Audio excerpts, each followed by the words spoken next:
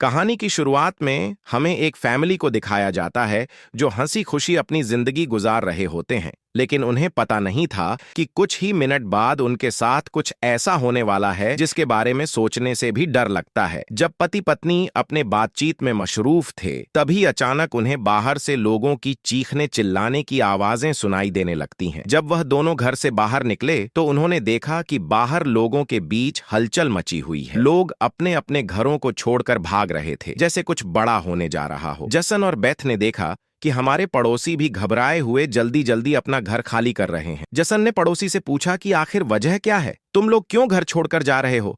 लेकिन वो लोग इतने जल्दी में थे कि उन्होंने जसन की बात का कोई जवाब नहीं दिया। वहीं उन्होंने देखा कि पड़ोसी का बेटा भी अपना सामान पैक कर रहा है। जसन ने जब उस बच्चे से पूछा कि तुम लोग कहाँ जा रहे हो, तो उस बच्चे ने जवाब दिया कि मेरे पापा का एक दोस्त गवर्नमेंट ऑफिसर है। उन्होंने कहा कि एक बहुत ही जहरीला वायरस फैल चुका है जो एक नॉर्मल इंसान को मॉन्स्टर में बदल देता है। लेकिन तभी वहां उस बच्चे की मां आ गई और उसे पकड़कर वहां से ले जाने लगी। जसन ने उससे पूछा कि आखिर यह बच्चा किस वायरस की बात कर रहा है, जिस पर इस बच्चे की मां ने कहा कि अभी बताने का वक्त नहीं है, अपनी वाइफ और बेटी को लो और इस शहर से जितना हो सके दूर निकल जाओ। यह सुनकर जसन और बेथ बहुत ज्यादा घबरा गए। उसके बाद जसन बिना सोचे समझे अपनी फैमिली को गाड़ी में बिठाकर शहर से बाहर ले जाने लगता है, मगर रास्ते में उन्होंने देखा कि जो पड़ोसी भाग रहे थे वो वापस लौट रहे हैं। ये देखकर उन्हें और भी अजीब लगने लगा। आगे जाकर यह लोग ट्रैफिक में फंस जाते हैं। जब जसन और उसकी फैमिली गाड़ी से बाहर उतरे तो उन्होंने देखा कि शहर से बाहर निकलने वाला अकेला रास्ता पुलिस ने बंद कर दिया है। आसमान में यहां वहां हेलीकॉप्टर्स पहरा देने लगे। लोगों को बताया जाने लगा कि शहर में एक जहरीला वायरस फैल गया है और तुम लोगों को जल्दी से घर वापस लौटना चाहिए। यह बात सुनकर जसन को कुछ अजीब लगा कि जब शहर में वायरस फैल गया है तो लोगों को शहर से बाहर निकालने के बजाय उन्हें शहर में ही क्यों रहने को कहा जा रहा है। तभी अचानक पास की पहाड़ से एक बड़ा सा पत्थर उनके कार पर आ गिरा। यह देखकर वो लोग बहुत ज्यादा घबरा गए। पहाड़ हिलने लगा। तभी उस पहाड़ के पीछे से दो मिलिट्री के फाइटर जेट्स निकलकर शहर की तरफ बढ़े। वो दो फाइटर जेट्स पूरे शहर पर बमों की बारिश करने लगे, जिससे पूरा शहर राख में बदल गया। जसन की वाइफ बेथ को फौरन समझ आ गया कि अगर वह पुलिस की बात मानकर घर लौट जाते तो उनका अंजाम बहुत बुरा होने वाला था। उसके बाद वो फाइटर जेट सड़क पर मौजूद लोगों की तरफ बढ़ने लगे। ये देखकर सभी लोगों में हलचल मच गई। अब सबको समझ आया कि गवर्नमेंट उन्हें मारना चाहती है। सभी अपनी जान बचाने के लिए यहां वहां भागने लगे, पर जसन और बेथ को समझ आया कि वह कहीं भी भाग लें, वो फाइटर जेट्स उन्हें मार कर ही रहेंगे। तभी बेथ ने पीछे मुड़कर पहाड़ पर एक स्कूल देखा और उसे लगा कि बचने के लिए वह जगह बेहतर रहेगी। जिसके बाद जसन बेथ और जोई को लेकर स्कूल की तरफ पहाड़ पर चढ़ने लगे। पीछे ब्रिज पर मौजूद लोगों पर फाइटर जेट्स बम गिराने लगे। ये तीनों तेजी से दौड़ते हुए स्कूल तक पहुंच जाते हैं और खुशकिस्मती से वहां उन्हें एक टनल मिल जाता है और बम धमाके से कुछ ही सेकंड पहले वो जल्दी से उस टनल में घुस जाते हैं। जैसे ही बंकर का दरवाजा बंद हुआ, ऊपर एक जोरदार धमाका हुआ, लेकिन खुशकिस्मती से यह लोग बंकर के नीचे थे और इनकी जान बच गई। मगर इनके लिए हैरानी की बात यह थी कि आखिर यह कौन सा वायरस था कि गवर्नमेंट को शहर के सभी लोगों को मारना पड़ा। वो लोग कुछ भी नहीं समझ पा रहे थे। बस उन्हें यह पता चल चुका था कि अगर जिंदा रहना है तो चुपचाप बंकर में जिंदगी गुजारो। लेकिन इनके लिए परेशानी की बात यह थी कि आखिर यह लोग यहाँ कब तक जिंदगी गुजारेंगे और उन्हें पेट भरने के लिए खाने पीने का क्या करना होगा। अच्छी बात यह थी कि वहाँ ढेर सारा एक्सपायरी खाना रखा हुआ था जो 3 लोगों के लिए काफी लंबे समय तक चल सकता था। जसन की वाइफ बेथ बहुत ज्यादा परेशान थी। वह अपनी बेटी जोई के बारे में सोचने लगती है कि अगर यह बीमार हो गई तब इसका क्या करेंगे। और बेथ दरवाजा बंद करते समय उसका हाथ भी लग गया था जिसमें काफी गहरी चोट आई थी। वो दोनों इस बात को लेकर भी घबरा रहे थे कि कहीं इस जहरीले वायरस ने उनकी बॉडी पर भी अटैक न कर लिया हो। मगर अभी यह सोचने का वक्त नहीं था। उन्हें अब इस बंकर को सेफ बनाना था ताकि ऊपर बंकर का दरवाजा कोई खोल ना सके। जसन ने लोहे की जंजीर से बंकर का दरवाजा मजबूती से बंद कर दिया और तय किया कि अब उन्हें यहीं पर छिपकर जिंदगी गुजारनी है। लेकिन जमीन के नीचे रहने का जीवन आसान नहीं था। हर दिन वही एक जैसा खाना पीने के लिए कीचड़ से भरा हुआ पानी और खाली समय में वह ताश खेलते। बाहर की दुनिया से उनका पूरी तरह से कनेक्शन कट चुका था। कई दिनों तक यहाँ रहने के बाद वो लोग बहुत ज्यादा इस बंकर में तंग हो चुके थे। लेकिन वह क्या करते? अगर ऊपर जाते तो उनकी जान नहीं बच पाती। इस जीवन ने जसन के परिवार को मानो इस दुनिया के अंत का एहसास दिलाया। जोई ने अपने पापा से पूछा, पापा हम यहाँ कब तक रहेंगे? जसन के पास इस बात का कोई जवाब नहीं था। उसने अपनी बेटी से बस यही कहा, जब बाहर वायरस चला जाएगा तभी हम बाहर जाएंगे। वो अपनी बेटी की आंखों पर उंगलियां रखकर बाहर की दुनिया उससे इमेजिन करवाता है। इस तरह से दिन गुजरते गए और फिर महीने। उन्हें नहीं पता था कि बाहर निकलने के इंतजार में उन्हें यहाँ इस बंकर में 300 से भी ज्यादा दिन गुजर चुके हैं। जोई अपनी माँ की बनाई हुई पेरिस्कोप से बाहर की दुनिया को देखती है। बाहर चारों ओर बस तबाही का मंजर नजर आ रहा था, जैसे यह पूरी दुनिया जलकर राख हो गई हो। वहां किसी भी इंसान का नामो निशान तक नहीं था। यह सब देखकर उस छोटी बच्ची को लगने लगा कि शायद हम इस दुनिया के आखिरी बचे हुए लोग हैं। माँ ने उसे दिलासा दिया कि तुम ऐसा मत सोचो, शायद तुम्हारे दोस्त भी हमारी तरह कहीं छुपे हुए हों। अब रात हो चुकी थी और डिनर का समय हो चुका था। उनके पास अब खाना भी कम बचा हुआ था, इसीलिए वह तीनों थोड़ा सा खाना खाकर काम चला रहे थे। लेकिन आज जोई की जिद पर उसे पूरा एक कैन का डिब्बा दिया गया। जोई ने जब टिन का डिब्बा खोला तो उसने देखा कि टिन का डिब्बा अंदर से खाली है।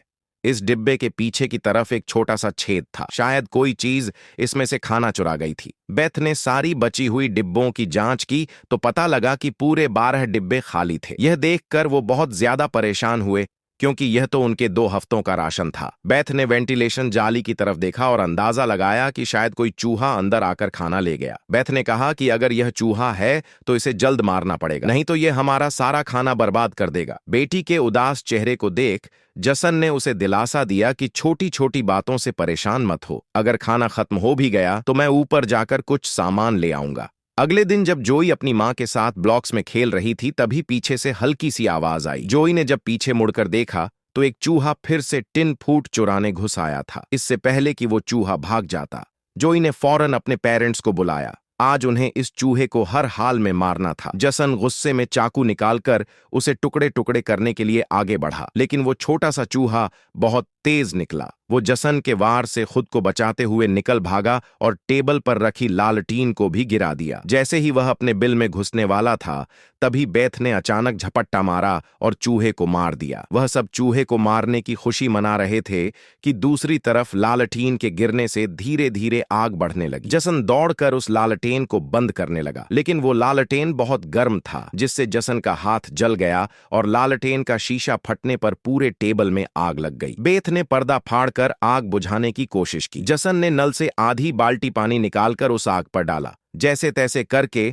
उन दोनों ने उस आग को बुझा लिया, लेकिन खतरा अभी टला नहीं, बल्कि अब उनके लिए और भी मुश्किल बढ़ने वाली थी, क्योंकि आग तो वो लोग बुझा चुके थे, मगर आग से निकलने वाले धुएं ने पूरे बंकर को धुएं से भर दिया था और वह धुआं धीरे धीरे वेंटिलेशन जाली से ऊपर की तरफ निकल रहा था। यह देखकर वो सब घबरा गए, क्योंकि यह धुआं उनका वहां होने का ठिकाना जाहिर कर रहा था। अब सब लोग सांस रोककर बैठे थे। जसन ने कहा कि शायद रात का अंधेरा धुएं को छुपा लेगा और किसी को हमारे ठिकाने के बारे में पता नहीं चल पाएगा। वह तीनों डर के साए में पूरी रात जागते रहे। अगली सुबह उन्होंने खुद के तसल्ली के लिए पेरिस्कोप से बाहर झांक कर देखा तो उनके पैरों तले जमीन खिसक गई। उन्होंने देखा कि बाहर तो पूरा धुएं का गुब्बार उठा हुआ था। यह देखकर उन लोगों की बेचैनी बढ़ने लगी। उन्हें पूरा यकीन हो गया था कि उनके ठिकाने का राज खुल चुका है। तभी बीत ने कहा कि अगर धुआं उठा है तो उस पास राख भी जमा हुआ होगा, जिसकी जांचबीन करते हुए हमारे ठिकाने का पता चल सकता है। इसीलिए अब हमें राख की सफाई करनी होगी। जिसके बाद पति पत्नी ने बाहर जाकर सफाई करने का फैसला किया। जाने से पहले जसन ने अपनी बेटी जॉय से कहा कि जो मुझे प्रॉमिस करो कि बाहर से चाहे तुम्हें आवाज आए या फिर कुछ भी हो जाए, बस तुम्हें बाहर नहीं निकलना है। बेटी से वादा लेने के बाद उन्होंने दरवाजे की जंजीर खोली, बाहर की आवाजों को ध्यान से सुना और जब यकीन हुआ कि बाहर कोई भी नहीं है तब दोनों ने मिलकर बंकर का दरवाजा खोला और बाहर निकल गए। अब उनकी बेटी अकेली अंदर रह गई। वह अपने पेरेंट्स का इंतजार कर रही थी, लेकिन बहुत देर तक इंतजार करने के बाद भी जब उसके माता पिता वापस नहीं आए तो उसने स्टूल पर चढ़कर दूरबीन से बाहर के हालात देखने लगी। जल्द ही उसने देखा कि उसके माता पिता बंकर के दरवाजे को छुपाने की कोशिश कर रहे थे, लेकिन तभी जोई ने कुछ ऐसा देखा जिससे उसकी सांसें गले में अटक गईं। उसने देखा कि दूर जंगल में एक काली परछाई तेजी से उनकी तरफ बढ़ रही है। बच्ची ने जोर से चिल्लाकर पापा को पीछे देखने को कहा, लेकिन दूरी बहुत ज्यादा थी उसके माता पिता सुन ही नहीं पाए। घबराहट में बच्ची अपने डर को भूल गई और सीढ़ी पर चढ़कर बंकर से बाहर निकल आई। बाहर आते ही उसे एहसास हुआ कि उसके माता पिता अब वहां नहीं थे। बच्ची ने बेचैनी में जोर जोर से अपने माता पिता को पुकारना शुरू किया। तभी पीछे से अचानक उसका मुंह किसी ने दबोच लिया। ये कोई और नहीं बल्कि उसकी मां थी। कुछ सेकंड्स बाद एक जंगली हिरण का झुंड तेजी से वहां से गुजरा। हालांकि वो तीनों बाल बाल बचे, लेकिन बीत का डर और ज्यादा बढ़ने लगा। इन हिरणों का इस तरह भागना जरूर किसी खतरनाक चीज से बचने की कोशिश थी। सबको खतरे का अंदाजा हुआ और वह तेजी से वापस बंकर की तरफ भागे और बंकर के अंदर घुस गए। जसन ने लकड़ी की पट्टियों से बंकर का दरवाजा बंद किया और लोहे की जंजीर से उसे कसकर बांध लिया और सबको बिल्कुल खामोश रहने का कहा। तभी उन्होंने ऊपर से कदमों की धीमी आहट सुनी। ऐसा लग रहा था कि जैसे कोई बंकर के दरवाजे की तरफ आ रहा हो।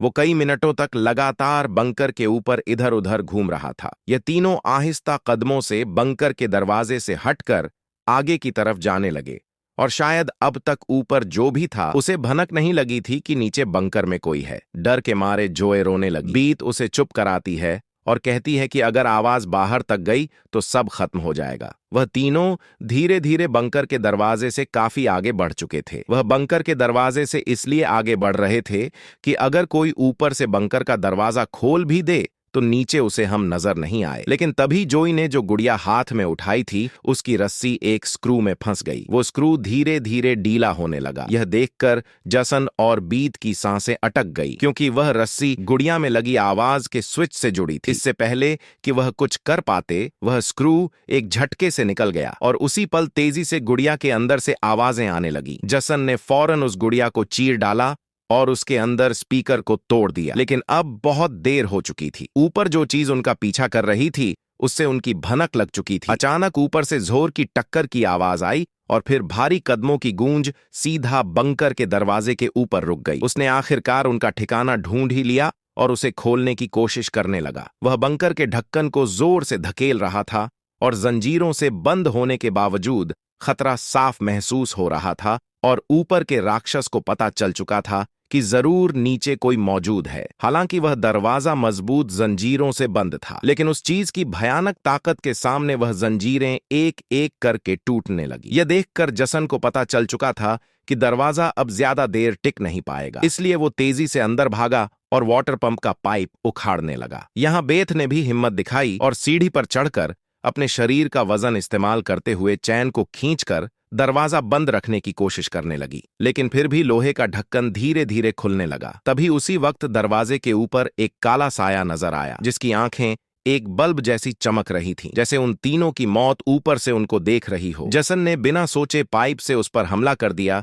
जिससे वह पीछे गिर पड़ा। जसन ने जल्दी से वह पाइप दरवाजे में फंसाकर दरवाजे को बंद कर दिया और वो चीज वहां से भाग जाती है। लेकिन जसन का शरीर अब भी बुरी तरह कांप रहा था। वह कभी सोच भी नहीं सकता था कि बाहर की दुनिया में न सिर्फ बेरहम सोल्जर्स थे बल्कि खतरनाक राक्षस भी घूम रहे थे। वह पूरा परिवार सीढ़ियों के पास मायूस बैठ जाता है, क्योंकि अब उनका ठिकाना उजागर हो चुका था। अब किसी भी वक्त उन पर हमला हो सकता था और उन्हें इस बात का अंदाजा भी हो चुका था कि इस बार तो एक आया था, लेकिन अगली बार जब वह आएंगे तो उनकी तादाद काफी ज्यादा होगी और हम उनके सामने कुछ नहीं कर पाएंगे। थोड़ी देर बाद अचानक अलमारी हिलने लगी। जसन और बेथ समझ गए कि उसने अपने बाकी साथियों को भी बुला लिया है। ऊपर से तेज कदमों की आवाजें सुनाई देने लगी, मानो हजारों जीव उनके सिर पर दौड़ रहे हों। फिर वह सभी बंकर के दरवाजे पर इकट्ठा हो गए। उनके डर से नीचे जसन, बेथ और जोई कांप रहे थे। तभी उन्होंने अचानक एक जबरदस्त हमला शुरू कर दिया। इस बार की ताकत पहले से कहीं ज्यादा थी। मजबूत लोहे का दरवाजा टूटकर नीचे गिरा और बंकर के दरवाजे पर ढेर सारी आंखें चमकने लगी, जिससे वह लोग डर के मारे पीछे की तरफ भागने लगे। लेकिन वह राक्षस भी उनके पीछे चलते आ रहे थे। बेथ ने अपनी तेल की लैंप फेंक दी और उनके और अपने बीच पर्दे में आग लगा दी और अलमारी को पकड़कर दोनों ने उनके बीच रास्ते को ब्लॉक कर दिया। वह सभी तेजी से बंकर के अंदर की तरफ भागने लगे, पर वह लोग जानते थे कि यह सब उन्हें ज्यादा देर नहीं रोक सकते। उनके पास अब बचने का कोई रास्ता नहीं था। तभी बच्ची को जमीन की ओर खुलने वाला एक वेंटिलेशन दिखाई दिया। जसन ने ताकत से उसे तोड़ा और पूरी जान लगाकर अपनी पत्नी और बेटी को बाहर की ओर धकेल दिया। लेकिन जब खुद बाहर निकलने की कोशिश की तो तंग जगह के कारण वह अटक गया। दूसरी तरफ राक्षस उसकी ओर बढ़ रहे थे। अब जैसे तैसे करके जसन को यहां से निकलना था। उसे कोई दूसरा रास्ता नजर नहीं आया, इसलिए उसने अपने कंधे की हड्डी तोड़ डाली, जिससे वह दर्द से चीखने लगा। पर जल्दी से वह खुद को संभालकर वेंटिलेशन में घुस गया। बेथ बिना समय गवाए पूरी ताकत से जसन को बाहर खींचने लगी। जसन जैसे ही बाहर निकलने ही वाला था, तभी एक विशाल जीव ने आकर जसन के पैर को पकड़ लिया। जसन समझ गया कि अब उसका बच पाना नामुमकिन है। अब भाग निकलने की कोई उम्मीद नहीं थी। जसन ने अपनी पत्नी से आंखें मिलाते हुए कहा कि जो भी हो जाए, जोई को कुछ नहीं होने देना, और अगले ही पल वह राक्षस उसे बंकर में खींच लेता है। लेकिन जसन बंकर में राक्षस से डरने के बजाय उनसे कहता है कि आओ, देखता हूं तुम में कितना दम है। बेथ और जोई ने जब नीचे देखा तो बंकर में से तेज चीखने की आवाजें आ रही थीं। बेथ समझ गई कि उसका पति उन्हें भागने का समय देने के लिए लड़ रहा है। वह दर्द में भी अपनी बेटी को लेकर वहां से निकल पड़ी और राक्षस से बचते हुए वह काफी दूर आए। लेकिन भागते भागते उन्हें कुछ अजीब महसूस हुआ। उन्होंने देखा कि जो हाईवे बाहर की दुनिया तक खुलता था, अब वहां ऊंची दीवार खड़ी थी। यानी अब इस शहर से कोई भी बाहर नहीं निकल सकता है। तभी वहां हेलीकॉप्टर दूर से उड़ता हुआ आया। जब बेथ ने पीछे मुड़कर देखा तो वह एक आर्मी हेलीकॉप्टर था। वह हेलीकॉप्टर तेजी से उनके पास आकर उन पर अपनी तेज स्पॉटलाइट चमकाई। ये दोनों जैसे ही वहां से भागने वाले थे, तभी ऊपर से उन पर एक बड़ा जाल आ गिरा, जिसमें यह दोनों फंस गए। वह दोनों हर एक संभव तरीके से जाल से खुद को छुड़ाने की कोशिश करने लगी, लेकिन जाल ने इन दोनों को बुरी तरह से जकड़ लिया था। बेथ ने जाल की जाली के बीच से देखा कि कुछ हरी आंखों वाले काले साएं उनके पास आ रहे हैं। तभी यहां हमें कहानी का असल राज मालूम हुआ। ये जो बंदूक थामे पीली आंखों वाले लोग, जिसे हम राक्षस समझ रहे थे, ये असल में कोई एलियन या फिर वायरस से इन्फेक्टेड लोग नहीं थे, बल्कि यह तो मिलिट्री के सोल्जर्स थे जो गैस मास्क और नाइट विजन ग्लासेस लगाए हुए थे। वही आंखें जिसकी पीली चमक उन्हें किसी दूसरी दुनिया का दिखा रही थी। लेकिन सवाल आता है कि आखिर आर्मी वाले इन लोगों के जान के दुश्मन क्यों बने हुए थे? ये सारा राज आपको आगे की थोड़ी सी बची हुई स्टोरी में मालूम पड़ जाएगा। अब बेथ और जोए दोनों इन सोल्जर्स के कंट्रोल में थे। इनमें से एक सोल्जर ने एक बड़ी सी इंजेक्शन निकाली और दोनों के गले में बारी बारी से छुपा। जब इनके ब्लड को टेस्ट किया गया तो पता लगा कि यह दोनों भी जहरीले वायरस से इन्फेक्टेड हैं, जिसका मतलब कि यह दोनों इस धरती के लिए एक खतरा, यानी अब इन्हें मार दिया जाएगा। असल में जब वायरस पहली बार फैला था, तभी इस छोटे से शहर के कई लोग इसकी चपेट में आ चुके थे। यह वायरस हवा से फैलता था और यह वायरस एक इंसान से दूसरे इंसान को बहुत ही जल्दी लग जाता।